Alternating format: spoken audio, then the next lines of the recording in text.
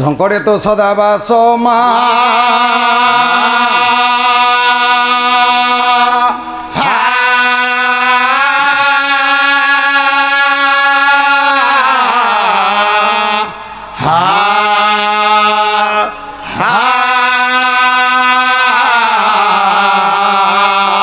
সিংহ বাহিনী সারলে মম কণ্ঠে নিবাসায় মা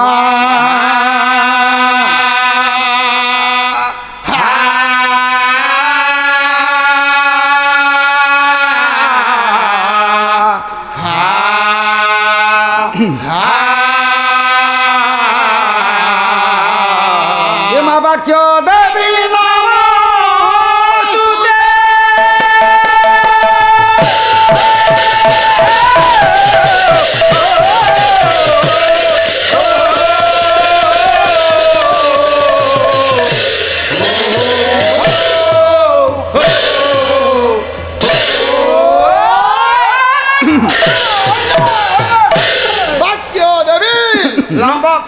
नमस्तुते कहले भाग्य देवी नमस्तुते ओ नमस्तुते नमस्तुते जय नारायण हे दीन बंधु कलुष नाशन कंजलोचन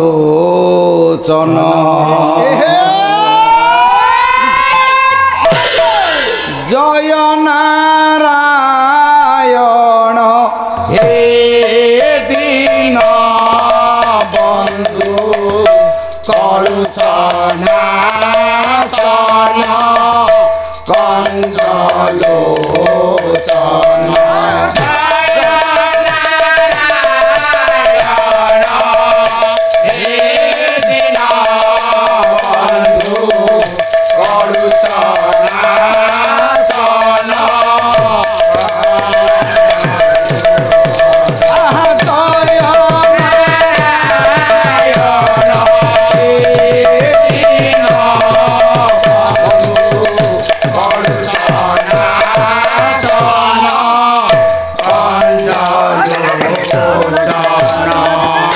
दयामय हरि गोलक बिहारी पाप ताप हारी कमलार जन पाप ताप हारी कमलार जन पाप ताप हारी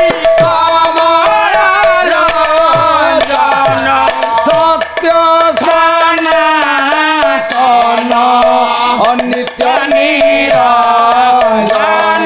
सत्य सनातन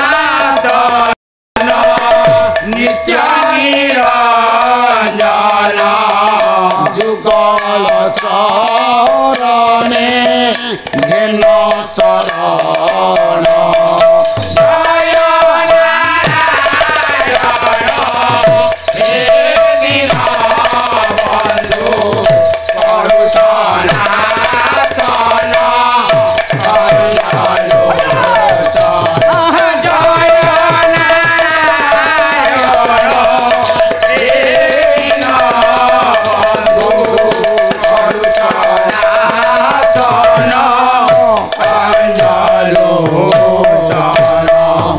प्रभु हे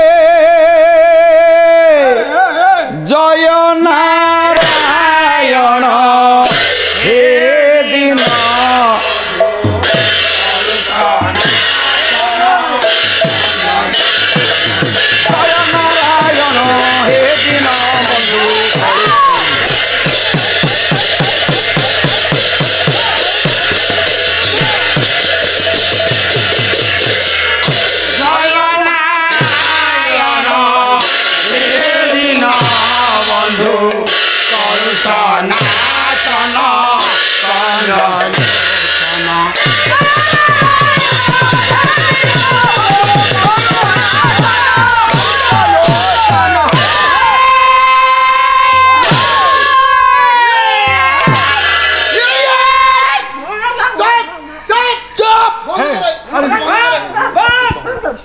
আর সে মরিଯିବ রে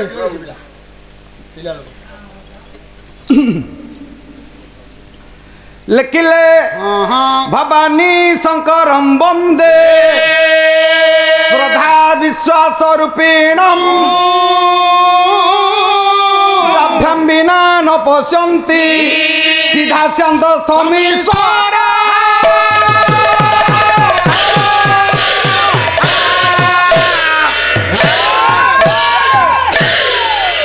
ସିଦ୍ଧାସ୍ୱର ସମୀଶ୍ୱର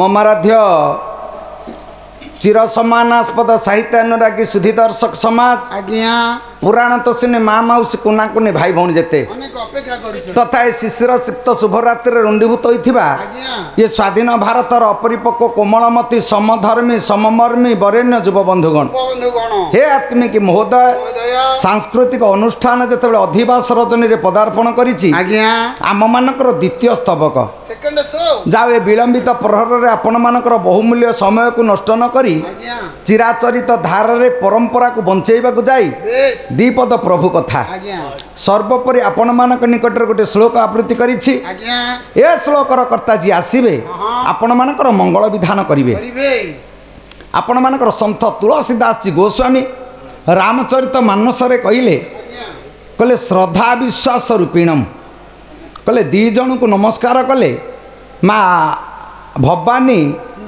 ଆଉ ଶଙ୍କରଜୀ ଭଗବାନ ଆଜ୍ଞା କହିଲେ ଜଣେ ଶ୍ରଦ୍ଧାର ପ୍ରତୀକ ଆଉ ଜଣେ ବିଶ୍ୱାସର ପ୍ରତୀକ ପ୍ରତୀକ ଯଦି ଶ୍ରଦ୍ଧା ଅଛି ବିଶ୍ୱାସ ଅଛି ଆଜ୍ଞା ଯଦି ବିଶ୍ୱାସ ଅଛି ଶ୍ରଦ୍ଧା ଅଛି ଯଦି ବିଶ୍ୱାସ ନ ଆସିବ ଶ୍ରଦ୍ଧା ଆସିବନି ଆସିବନି ଆଉ ଯଦି ଶ୍ରଦ୍ଧା ନଥିବ ବିଶ୍ୱାସ ବି ହେବନି ହବନି ତାହେଲେ ଏ ଦୁଇ ଜଣ ଜଣେ ଶ୍ରଦ୍ଧା ଆଉ ଜଣେ ବିଶ୍ୱାସ ଆଜ୍ଞା ଯେତେବେଳେ ଶ୍ରଦ୍ଧା ଆସିଲା ବିଶ୍ୱାସକୁ ସେ ପାଇଲେ ଆଜ୍ଞା ଯଦି ଶ୍ରଦ୍ଧା ଆସିନଥାନ୍ତା ବିଶ୍ୱାସକୁ ପାଇନଥାନ୍ତେ ପାଇନଥାନ୍ତା କାରଣ ଅବିଶ୍ୱାସ ସବୁବେଳେ ନାରୀ ଜୀବନରେ ଥାଏ ଆଜ୍ଞା ପ୍ରକୃତି ପୁରୁଷ ଏ ଯେଉଁ ଦୁଇ ଭିତରେ ଗଣିତ ଜଗତ ସୃଷ୍ଟି ଆଜ୍ଞା ଯାହାକୁ ଭୀମ ଭୋଇ କହିଲେ ଏକରେ ବ୍ରହ୍ମ ଦୁଇରେ କିଛି ନାହିଁ କିଛି ନାହିଁ ସେ ସବୁବେଳେ କହିଲେ ବ୍ରହ୍ମ ଏକ ଆଜ୍ଞା। ଦୁଇରେ ଜଗତ ନାହିଁ ନାହିଁ କିନ୍ତୁ ସେଇଠି ଆପଣମାନଙ୍କର ଉତ୍ତଳୀୟ ବୈଷ୍ଣବ ଅଭିମନ୍ୟୁ ସାମନ୍ତ ସିଂହାର କହିଲେ କହିଲେ ନାଇଁ ନାଇଁ ଏକରେ ଜଗତ ନାହିଁ କହିଲେ ଦୁଇରେ ଜଗତ ଦୁଇ ଏକ କାହିଁକି କହିଲେ ଗୋଟାଏ ଆଖିରେ ଭଲ ଦେଖି ହେବନି ନା ଗୋଟାଏ କାନରେ ଭଲ ଶୁଣି ହେବନି ନାଇଁ। ଗୋଟାଏ ଓଠରେ କଥା କହି ହେବନି ନା। ଗୋଟାଏ ଧାଡ଼ି ଦାନ୍ତରେ ଚୋବେଇ ହେବନି ନାଇଁ। ଗୋଟାଏ ହାତରେ ତାଳି ମାରି ହେବନି ନା। ଗୋଟାଏ ଗୋଡ଼ରେ ଚାଲି ହେବନି ନା। ଗୋଟାଏ ପାଦରେ ଛିଡ଼ା ହେଇ ହେବନି ନାଇଁ। କି ଧାଡ଼ିଏ ଦାନ୍ତ ଥିଲେ ଚୋବେଇ ପାରିବେନି କୋଉଠି ଚୋବେଇ ଖାଇବୁ ତାହେଲେ ଜଗତ ହେଉଛି ଦୁଇ ଦୁଇ ତ ଆଖି ଦୁଇ ଆଜ୍ଞା। ନାକପୁଡ଼ା ଦୁଇ ହଁ। କାନ ଦୁଇ ବେଶ। ଓଠ ଦୁଇ ହଁ। ଦାନ୍ତ ଦି ଧାଡ଼ି ହଁ। ହାତ ଦୁଇ ହଁ। ପାପୁଲି ଦୁଇ ହଁ। ଗୋଡ଼ ଦୁଇ ହଁ। ପାଦ ଦୁଇ ହଁ। ଜୀବ ପରମ ଦୁଇ ହଁ। ସୁଖ ଦୁଃଖ ଦୁଇ ହଁ। ପାପ ପୁଣ୍ୟ ଦୁଇ ହଁ। ଅନ୍ଧାର ଆଲୁଅ ଦୁଇ ହଁ। ସଞ୍ଜ ସକାଳ ଦୁଇ ହଁ। ସ୍ୱାମୀ ସ୍ତ୍ରୀ ଦୁଇ ହଁ। ଆଦି ଅନାଦି ଦୁଇ ହଁ। ନିଗୁଣ ସଗୁଣ ଦୁଇ ହଁ। ସାକାର ନିରାକାର ଦୁଇ ହଁ। କହିଲେ ସବୁ ଦୁଇ ଶାଳି ଭିଣେଇ ଦୁଇ ଆଉ ଏକର ଜଗତ ନାହିଁ କହିଲେ ଦୁଇ ତାହେଲେ ଇଏ ଯେତେବେଳେ କହିଲେ ଦୁଇ କି ପୂଜା କର ଆଜ୍ଞା। ସେଠି ଏକରୁ ଦୁଇର ସୃଷ୍ଟି ହେଇଛି ନିରାକାରଙ୍କ ଠାରୁ ସାକାର ବ୍ରହ୍ମର ସୃଷ୍ଟି ଆଜ୍ଞା। ତାହେଲେ ଯିଏ ନିଗୁଣ ସେଇ ଆଜ୍ଞା ସଗୁଣ ସଗୁଣ। ତାହେଲେ ଏଠି ନିଗୁଣ ସଗୁଣ ବୋଲି ଆମେ କାହାକୁ କହିବା ନା ଏଠି ଜଣେ ହେଉଛି ଆଦି ଜଣେ ଅନାଦି ଜଣେ ରୂପ ଜଣେ ଅରୂପ ଜଣେ ସ୍ୱାମୀ ଜଣେ ସ୍ତ୍ରୀ ଆଜ୍ଞା। ତାହେଲେ ନିରାକାରଙ୍କ ଠାରୁ ସାକାର ବ୍ରହ୍ମର ମା ଯେତେବେଳେ ସୃଷ୍ଟି ହୁଏ ହଁ। କହିଲେ ଏଠି ନିଗୁଣ ହେଉଛନ୍ତି ଭଗବାନ ଶଙ୍କର ହଁ। କିନ୍ତୁ ସଗୁଣ ହେଉଛନ୍ତି ମା ପାର୍ବତୀ କାହିଁକିନା ଇଏ ହେଉଛି ପ୍ରକୃତି ହଁ। ସିଏ ହେଉଛି ପୁରୁଷ ବାଃ। ମହାକବି କାଳିଦାସ କୁମାର ସମ୍ଭବରେ କହିଲେ ଆଜ୍ଞା। ଦିନେ ଦିନେ ସା ପରିବର୍ଦ୍ଧମାନ ମାନା। ଆପଣ ଦେଖନ୍ତୁ ଝିଅଟି ଚନ୍ଦ୍ରକଳା ଭଳି ବଢ଼ୁଛି ହଁ। ଆପଣ କେଉଁ ପୁରାଣ ଶାସ୍ତ୍ର କାବ୍ୟ ନାଟକ କେଉଁଠି ଦେଖିବେ ପୁଅକୁ ବଢ଼ିବାଟା କବି ଲେଖି ନଥିବେ ଚନ୍ଦ୍ରକଳା ଭଳି ବଢ଼ୁଛି ନା। କାହିଁକି ନା ପ୍ରକୃତି ସିନା ବଢ଼ିବ ପୁରୁଷ ବଢ଼େନି ନା ପୁରୁଷ ଛିଡ଼େନି ନା। ଯାହାର ଆବାହନ ନାହିଁ ନା ବିସର୍ଜନ ନାହିଁ ଏ ବହି ବହିରେ ଭୂତାତ୍ମା ଭୂତେ ଭୂତେ ବ୍ୟବସ୍ଥିତ ଏକଦା ବହୁଦା ଶୈବ ଦୃଶ୍ୟତେ ଜଳେ ଚନ୍ଦ୍ର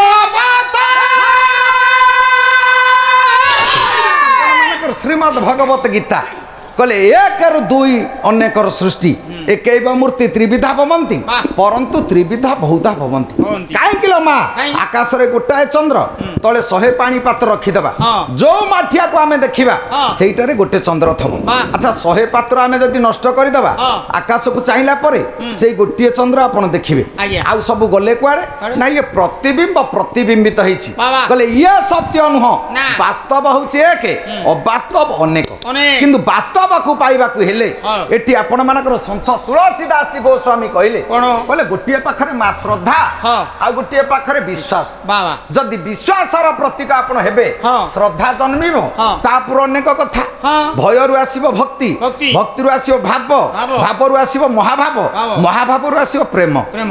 ଯୋଉଠି ବିଶ୍ୱାସ ତୁଟିଯିବ ହଁ। ସେଠି ସବୁ ତୁଟିଗଲା ଆଜ୍ଞା। ଦି ଜଣ ପାଲାବାଲାଙ୍କୁ ଆପଣ ଡାକିଛନ୍ତି ହଁ। ଯଦି ମନରେ ଶ୍ରଦ୍ଧା ବିଶ୍ୱାସ ଆସିବ ହଁ। ମେଘ ପକଉ କି ଝଡ଼ି ହଉ ହଁ। ବିଚାର କରିବେ ବାଘୁଆ ପାଲିବାଲା ତା ଟେଣ୍ଟ କରିଥିବେ ହଁ। ନହେଲେ ତା ତଳେ ପଶିଗଲେ କାମ ସରିଲା ବାଃ। ଯଦି ଶ୍ରଦ୍ଧା ବିଶ୍ୱାସ ଅଛି ହଁ। ମେଘ ପକେଇଲେ ବି ଆପଣ ଆସିବେ ଆଜ୍ଞା। ଯଦି ଶ୍ରଦ୍ଧା ବିଶ୍ୱାସ ନାହିଁ କିଏ ଯାଉଛି ମ ନା ତା ସଂକ୍ରାନ୍ତି ତ ରୁଟି ଦି ଖଣ୍ଡ ଡାଲମା ପକେଇଦେଲେ ହଁ। ଆପଣଙ୍କ ଘରେ ଆପଣ ଶୋଇଲେ ପାଗ ତ ଭଲ ପାଲାବାଲା ତାଙ୍କର ସେ କରନ୍ତୁ ବା ନ କରନ୍ତୁ ତାହେଲେ ଆଗେ ଶ୍ରଦ୍ଧା ବିଶ୍ୱାସ ନାହିଁ ହଁ। ତାହେଲେ ସବୁ ସରିଗଲା ଆଜ୍ଞା। ଯୋଉଦିନ ମା ଭବାନୀ ପଚାରିଦେଲେ କହିଲେ ହେ ବିଶ୍ୱପତି ଏ ସୃଷ୍ଟିର କାରଣ କର୍ତ୍ତା ଆପଣ ହଁ। ଏ ସୃଷ୍ଟିର ବଡ଼ ସାନ କଥା ମୁଁ କହୁନି ନା। ଆପଣ ସବୁବେଳେ ମତେ ଟିକେ ବୁଝେଇ ଦିଅନ୍ତୁ ବାବା। ମୁଁ ବୁଝିପାରୁନି ନାଇଁ। ସେଠି ଶିବ ହସିଲେ କହିଲେ ସବୁ କଥା ମୁଁ ଜାଣିଛି ହଁ। ତିନି ଲୋକରେ ହଁ। ଶ୍ରେଷ୍ଠ ଚିରଞ୍ଜୀବୀ ଆପଣମାନଙ୍କର ଆଶୁତୋଷ ମଙ୍ଗଳମୟ ସଦାଶିବ ଶିବ ଶିବ ପାଢୀ ଭାଇ ତ ତାଙ୍କ ସମ୍ପର୍କରେ ଅନେକ କଥା କହିଦେଇଛନ୍ତି ବହୁତ କଥା। ଆଉ ସେ ବର୍ଣ୍ଣାନାଂ ଗୁରୁ ଜାତି ଶ୍ରେଷ୍ଠର ମର୍ତ୍ତ୍ୟର ଦେବତା ବ୍ରାହ୍ମଣ ଆଉ ସିଏ ତାଙ୍କଠୁ ଆଉ ବଳିବନି କିଛି ନାଇଁ, ନାଇଁ। ସିଏ ସବୁ କରିଦେବେ କହିଦେବେ। ଆଉ କିଛି ନଥିବ ଆଜ୍ଞା। ବାକି ଗୋଟେ କଥା ଛାଡ଼ି ଦେଇଛନ୍ତି ବିଜ୍ଞାନ ମତ ଆଜ୍ଞା। ସେଇଟା ତ ବ୍ରାହ୍ମଣ ମାନଙ୍କର ପ୍ରକୃତି କିଏ ଥେବେ ଆଜ୍ଞା ରାଗିବେନି ନାଇଁ, ନାଇଁ, ନାଇଁ। ନାଇଁ ପାଲା କଥା ବୋଲି ମୁଁ ଖାଲି ଭାଇନାକୁ କହୁଛି ହଁ, କହ। ଆଉ କାହାକୁ କହିବେନି ଆଜ୍ଞା। ଆପଣ ଦେଖନ୍ତୁ ହଁ। ପଞ୍ଚମୂର୍ଜ କିଣିବେ ହଁ। ଆଉ ନାନାବିଧ ପ୍ରସାଦ ଆଣିବେ ଆଜ୍ଞା। କି ଯେତେ ଭୋଗ ରାଗ ଆଣିଥିବେ ହଁ। ପଞ୍ଚମୂର୍ଜ କାଟି ଆଜ୍ଞା। ଛକି ପକେଇଦେବେ ହଁ। ସବୁ ବାଢି ଦେବେ ଚାରିଆଡେ ଆଜ୍ଞା। ଯେତେବେଳେ ସବୁ କାମ ସରିବ ହଁ। ଗାମୁଛାରେ ଚୌତ ପାଉତ କରି ବ୍ୟାଗରେ ପୁରେଇବେ ଆଜ୍ଞା। କହିବ ପୁଅ ହଁ। ଏ ଆସ୍ଥାନ ଭାଙ୍ଗି ଦେଇ ପୋଖରୀରେ ପକେଇଦବୁ ପକେଇଦବୁ, ହଁ, କିଏ ଆରେ। ତେମେ ତ ସବୁ ନେଲ ହଁ। ଆମେ କଣ ଆସ୍ଥାନ ଭାଙ୍ଗି ପଞ୍ଚମୂର୍ଜ ପୋଖରୀରେ ପକେଇବୁ ମୁହୂର୍ତ୍ତ- ସିଏ ଯାହା ହଁ। ସେମିତି କହିଲେ ସେଇଟା କହିଦେଲି ପୁରାଣ ମତ କହିଦେଲି ସେ ମତ କହିଦେଲି ଏ ମତ କହିଦେଲି ଆଉ ଏଇଟିକି କାହିଁକି ରଖିଲ ଏଇଟିକି କହିଦେଲନି ଏଇଟା ସ୍ୱାଇଁ ଭାଇ କହିବେ ହଁ। ଆମେ ତ ପଞ୍ଚମୂର୍ଜ ପୋଖରୀରେ ପକେଇବୁ ଆଉ ସେଇ ତ କାହିଁକି ଏ କଥା କହୁଛି କାହିଁ? ଆପଣ ଦେଖନ୍ତୁ ହଁ। କହିବାର ଉଦ୍ଦେଶ୍ୟ ଆଜ୍ଞା। ସେଦିନ ପାର୍ବତୀ ମା ହଁ। ବାରମ୍ବାର ସନ୍ଦେହ କରୁଛନ୍ତି ବୋଲି ଆଜ୍ଞା। ଆପଣ ଦେଖନ୍ତୁ ବିଶ୍ୱରେ ଯେତେ ଠାକୁର ଅଛନ୍ତି ଆଜ୍ଞା। ଶିବଙ୍କଠୁ ଆଉ ଅଧିକା ସ୍ତ୍ରୀ ରଙ୍କୁଣା କେହି ନାହାନ୍ତି ନାଇଁ ନାଇଁ ଆଜି ସମାଜରେ ହଁ। ଆମେ ସମସ୍ତେ କହିବା ମୋ ସ୍ତ୍ରୀ କି ମୁଁ ଭଲ ପାଉଛି ହଁ, ଆଜ୍ଞା। ଭଲ ପାଉଛ ହଁ। ଭଲ ନ ପାଉଥିଲେ ଘର ଯଦି କରିବେ ହଁ। କମଳା ସଦନ ହଁ। ବିମଳା ସଦନ ହଁ। ସାବିତ୍ରୀ ସଦନ ହଁ। ସିଏ ଗୋଲାପ ସଦନ ହଁ। ସିଏ ଟଗର ସଦନ ଆଜ୍ଞା। ଯେତେ ସଦନ ଆପଣ ଦେଖନ୍ତୁ ସ୍ତ୍ରୀ ନାଁରେ ସବୁ ଲେଖିଦେବେ ଆଜ୍ଞା। କାହିଁକି ନା ଭାଇ ଭାଗ ନେଇଯିବ କାଳେ ହଁ। ଆମେ ସ୍ତ୍ରୀ କି ଭଲ ପାଉଛେ ବୋଲି ତା ନାଁରେ ଘର କରିଦେଲେ ଆଜ୍ଞା। ତା ନାଁ ବାପା ନାଁ ତ କେହି ଲେଖନ୍ତିନି ନା।